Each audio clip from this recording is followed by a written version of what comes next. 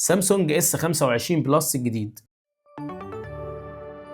السلام عليكم واهلا بيكم في فيديو انبوكسنج جديد، ومعانا اس 25 بلس. العلبه بالشكل المميز المعتاد من سامسونج اللي مكتوب عليها اسم الموبايل من كل النواحي. نفتحها واول حاجه هتقابلنا الموبايل باللون الازرق الشيك، وكان في الغطا هنا من فوق العلبه الصغيره دي اللي بيجي فيها دبوس الشريحه وجواها ورق الارشادات. واخيرا معانا سلك الشحن باللون الاسود بالتغليف الورقي اللي بيجي من نوع تايب سي من الناحيتين، ومفيش بقى اي حاجه تاني في العلبه. خلاص نرجع للموبايل اللي هتلاقي عليه ستيكر باللون الاسود، وبكده يبقى خلصنا الانبوكسنج بتاعه. الموبايل زي ما انت شايف كده بالاطار الفلات بنفس ستايل سامسونج المعتاد مؤخرا، بالسماعات ومنفذ الشحن والمايك ومنفذ الشريحه اللي موجود تحت. اما في الشمال مفيش حاجه، لكن من فوق هتلاقي المايك الخارجي الخاص بالعزل ومعاه الخط ده عشان الشبكه، ومن هنا في اليمين زرار الباور وزرار التحكم في الصوت. التصميم زي ما انت شايف كده بريميوم قوي، والخامات ما فيهاش ولا كلمه. التصميم شيك قوي وتمام التمام. دي كانت كل حاجه في فيديو النهارده.